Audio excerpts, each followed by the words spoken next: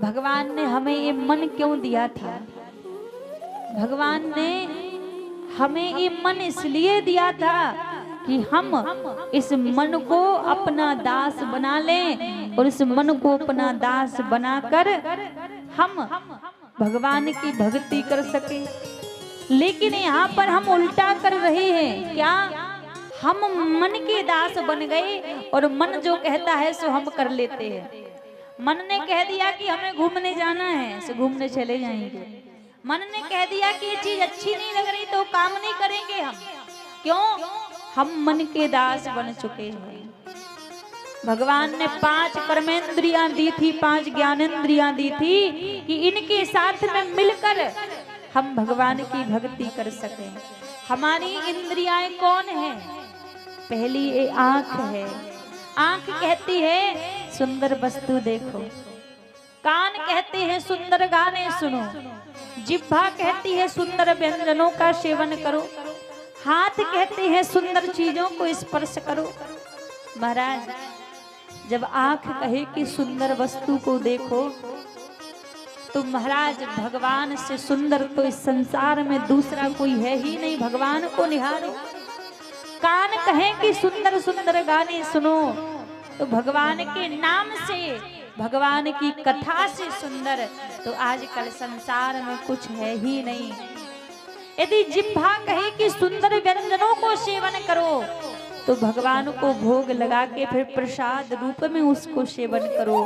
क्योंकि शास्त्र कहता है जो भगवान को बिना भोग लगाए भोजन करता है वो अपना पाप खाता है।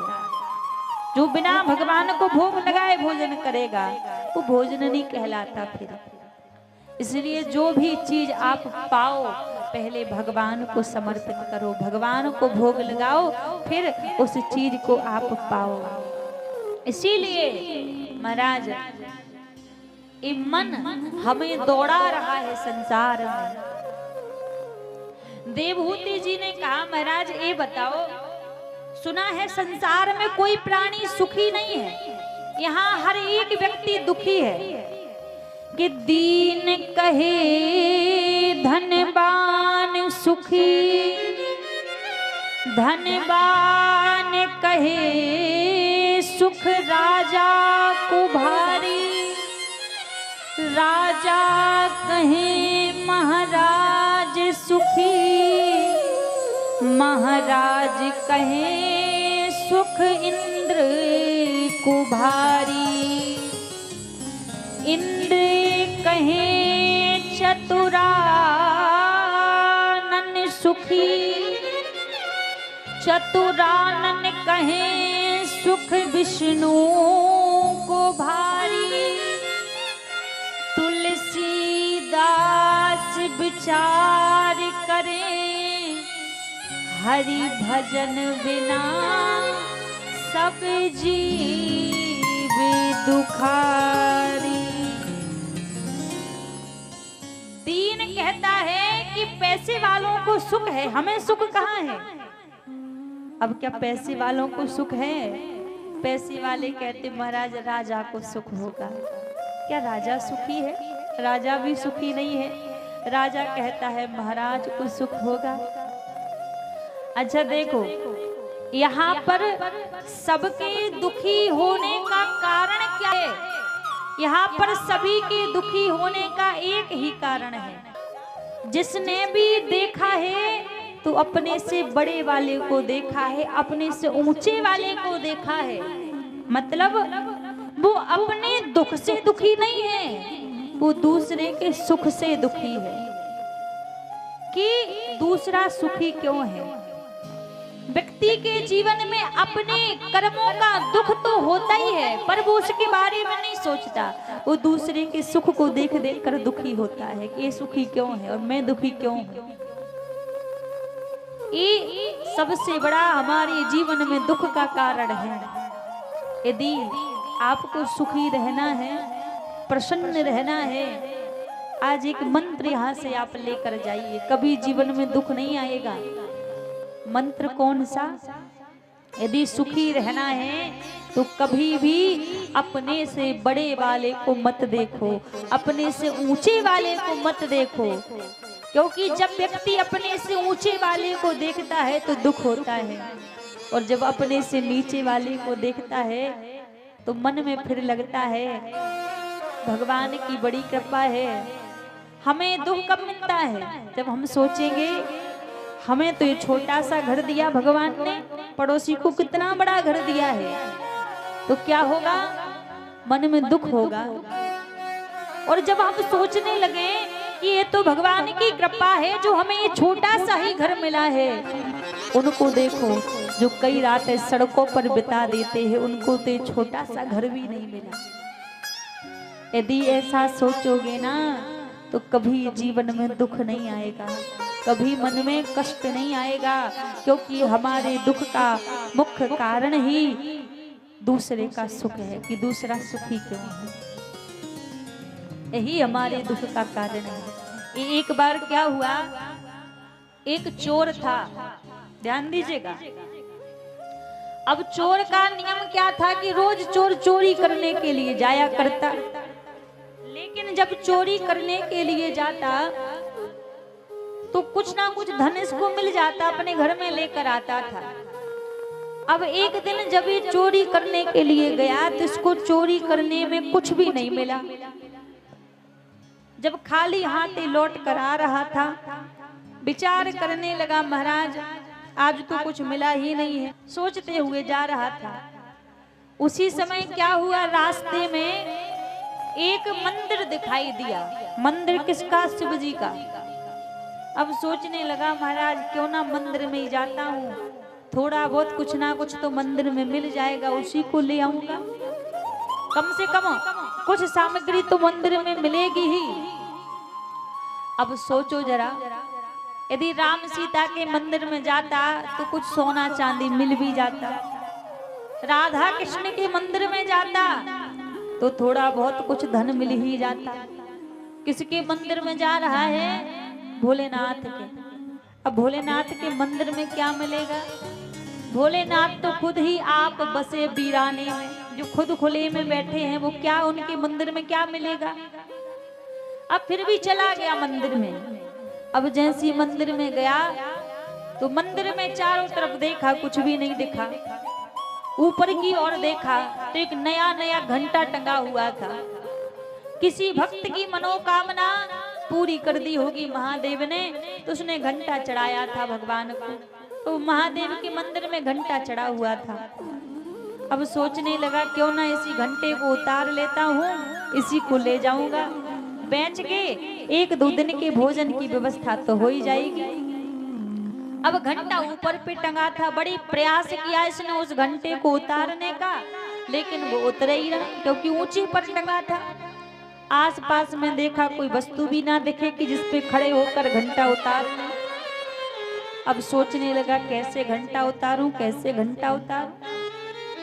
फिर मन में सोचने लगा अरे है तो ये पत्थर की मूर्ति, सच के थोड़ी ना भगवान है। तो जो शिव जी की शिवलिंग थी उस शिवलिंग पर खड़ा हो गया और उसी पर खड़ा होकर घंटा उतार लिया। अब जैसी घंटा उतार लिया, लेके जाने लगा, पीछे से आवाज आई, वत्स मैं तुमसे प्रसन्न हूँ, वरदान मांगो। पलट कर देखा तो साक्षात भूत भावन भगवान शंकर खड़े हुए थे।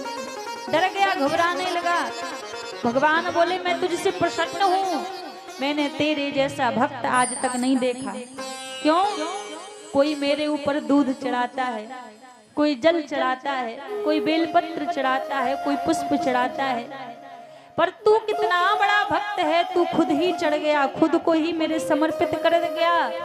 मैं तो तुझसे बड़ा प्रसन्न हूँ, तू मांग, तुझे क्या चाहिए?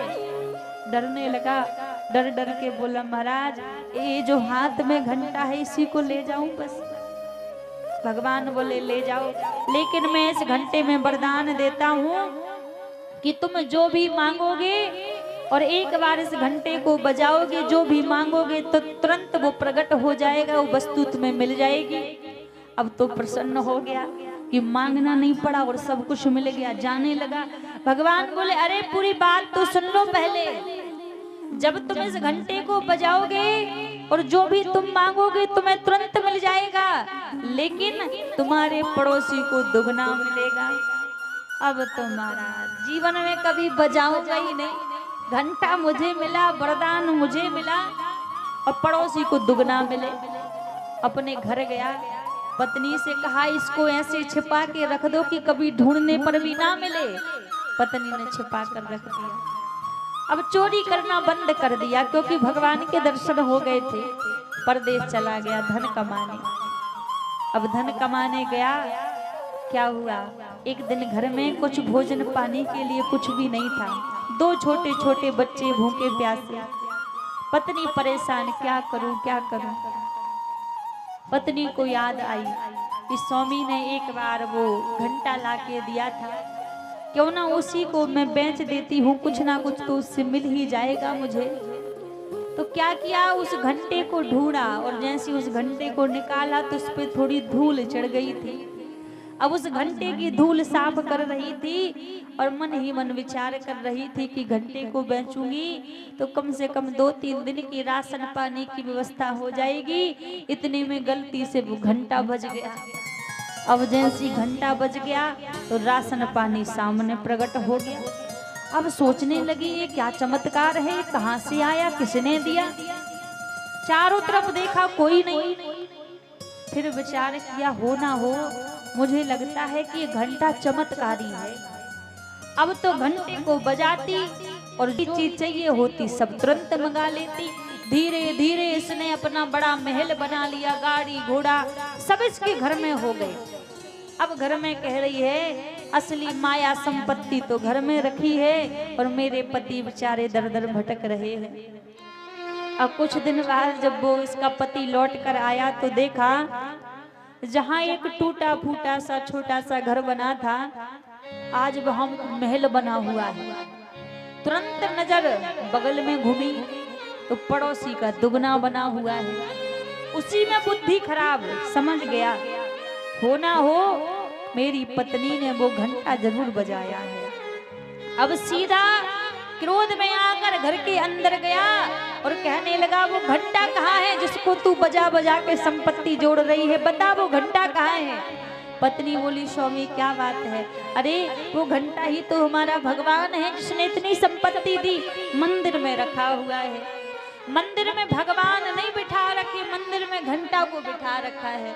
अब जैसे सीधा मंदिर में गया उस घंटे को उठाया बड़े क्रोध में और घंटे को क्रोध में उठाकर बोला भगवान मेरी एक आंख फूट जाए और घंटा बजा दिया।